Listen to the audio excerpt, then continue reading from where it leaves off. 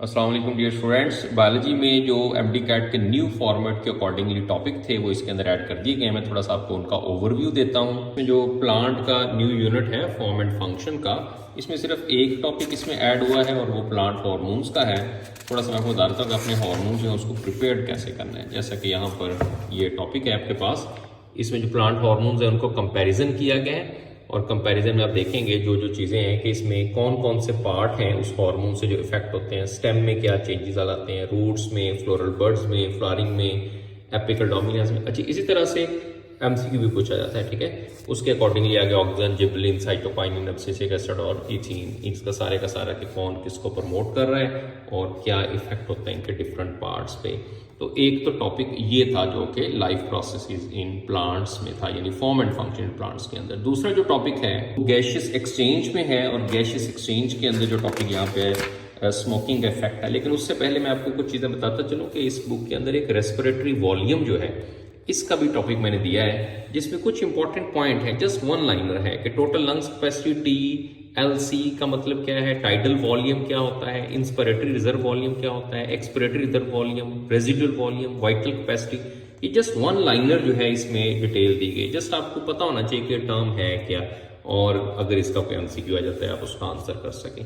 फिर उसके बाद रेस्पिरेटरी डिसऑर्डर्स हैं और रेस्पिरेटरी डिसऑर्डर में ये जो टॉपिक था new effect of smoking on the respiratory system, छोटा सा टॉपिक है तो ये इसके अंदर जो है वो ऐड कर दिया गया है। तो आप जानते हैं कि हर चैप्टर जैसे ही नोट्स खत्म होते हैं तो उसमें एमसीक्यूज शुरू हो जाते हैं। इसके अंदर इसी तरह से बहुत इंपॉर्टेंट एमसीक्यूज हैं। और इस चैप्टर के अंदर थोड़ा सा मैं आपको और बताता चलूँ, आपने एक और टॉपिक भी करना है जो बुक्स में नहीं लिखा, आपने उसको लाजमी देखना है। यहाँ पर देखेंगे आप तो तीन तरह के इफेक्ट्स दिए हुए हैं, effects in the gaseous exchange. ये वाला भी आपने जस्ट डेफिनेशन है इसकी और छोटा सा मैकेनिज्म है कि ये हैमबर्गर्स इफेक्ट्स क्या होता है जिसको क्लोराइड शिफ्ट कहते हैं, फिर बोहर्स इफेक्ट है और हाल्डेन इफेक्ट है।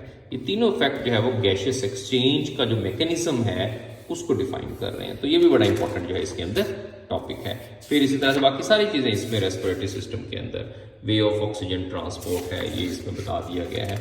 फिर सिंपली फेज ऑफ ब्रीदिंग जो है इसको कंपेयर कर दिया गया, इंस्पिरेशन एक्सपिरेशन को, और किस किस के अंदर कार्टिलेज, गॉबलेट सेल कहाँ होते हैं, स्मूथ मसल्स कहाँ होते हैं, सीलिया कहाँ होते हैं। जस्ट ये चेकर बोर्ड की फॉर्म में यहाँ इसको एक्सप्लेन कर दिया गया है। और इसी तरह से रेस्पिरेटरी सिस्टम आ गया है। फिर जो स्टूडेंट्स को बड़ी कंफ्यूजन होती है, external respiration, internal respiration, cellular respiration, इसमें क्या फर्क है, स्पेशली इंटरनल और सेलुलर रेस्पिरेशन में जो डिफरेंस है उसके बारे में स्टूडेंट्स मोस्टली कंफ्यूज होते हैं। फिर इसी तरह से आप जानते हैं इसमें प्रैक्टिस एमसीक्यूज बहुत सारे हैं। फिर उसके बाद इसमें जो है वो पास पेपर्स शुरू हो जाते हैं, प्रीवियस जितने भी हैं और up to dated past papers आप